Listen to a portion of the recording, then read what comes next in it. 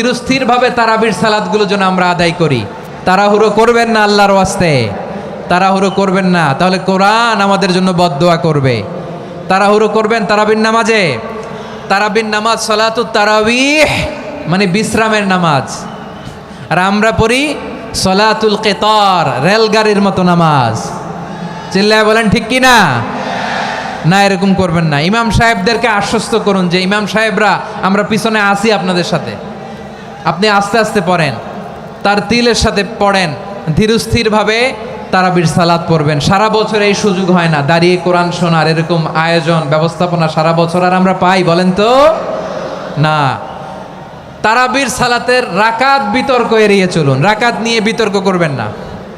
8 রাকাত 20 রাকাত নিয়ে যে মারামারি এই দেশে, এটা শয়তানের ফন্দি। চিল্লায় বলেন এটা কার ফন্দি? আমরা 20 রাকাত পড়ি, আপনারা হয়তো 8 রাকাত পড়েন, কোনো অসুবিধা নাই। আমরা যারা 20 রাকাত আমরা পড়তেছি, আমরা 20 রাকাতের কথাই বলি, 20 রাকাত আমরা পড়বো আজীবন। সৌদি আরবে মক্কা মদিনায় 20 রাকাত পড়ে, কোনো অসুবিধা নাই। অন্যান্য মসজিদগুলোয় 8 রাকাত পড়ে, এই নিয়ে এদের মধ্যে মারামারি আছে? হ্যাঁ, আর এই জন্য রাকাত বিতর্ক এড়িয়ে চলবেন। প্রিয় ভাইয়েরা, আপনার আমল আল্লাহর কাছে কবুল হবে সংখ্যার বিচারে না উত্তমতার বিচারে বলেন তো?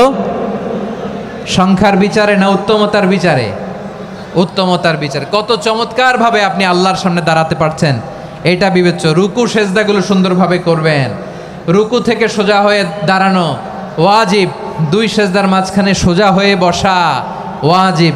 এই তাদিলুল আরকান বাদ দিলে হানাফি মাযহাব মতে সৌ সেজদা দিতে হবে, অন্য মাযহাব মতে নামাজই হবে না, আপনার নামাজই হবে না। এই জন্য ধীরস্থিরভাবে তারাবির সালাত যেন আমরা আদায় করি। পারা যাবে তো ইনশাআল্লাহ? 3 নাম্বার, তাহাজ্জুদের সালাত আদায় করুন।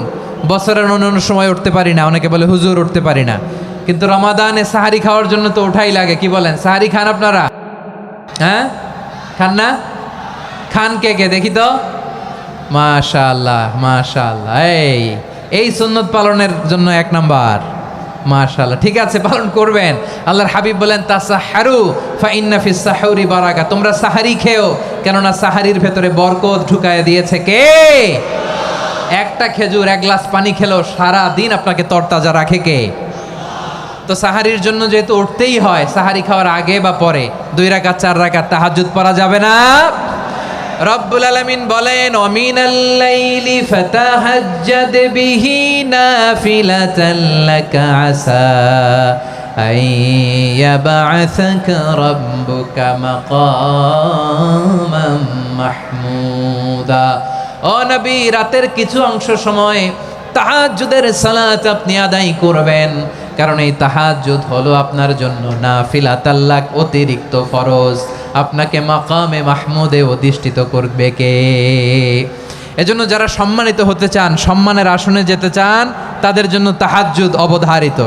আমরা রমজানে সাহারির আগে তাহাজ্জুদ পড়তে চাই কি চাই না? এই নামাজটারে আল্লাহ বড্ড ভালোবাসেন। কেন জানেন? কারণ গভীর ঘুমকে স্যাক্রিফাইস করে আমরা এই নামাজ পড়ি। ঘুমের আরবি জানা আছে কারো? ঘুমরে আরবিতে কি বলে? অনেকগুলো আরবি আছে। একটা আরবি হচ্ছে নুআস, তন্দ্রা, তন্দ্রা, আমানাতান নুআসা কোরআনে এসেছে। আরেকটা আছে ঝিমুনি, ঝিমুনি, এভাবে ঝিমুনি আসে ঘুমের আগে, এটারে বলে সিনা। এটারে কি বলে? সিনা। স্বাভাবিক ঘুমকে আরবিতে বলে নাউম। স্বাভাবিক ঘুমকে কি বলে? এই সিনা আর নাউমকে আল্লাহ এক আয়াতে এনেছেন, লা তাখুযুহু সিনাতু ওয়ালা নাউম। আল্লাহর তন্দ্রা নাই, ঘুম নাই, ঘুমের আগে যে তন্দ্রা আছে ওইটাও নাই। তাহলে নুআস, সিনা, নাউম পেলাম। আরেকটা ঘুমের আরবি হচ্ছে হুজুদ। চাঁপাইনবাবগঞ্জ আওয়াজ করে বলেন, আরেকটা ঘুমের আরবি কি?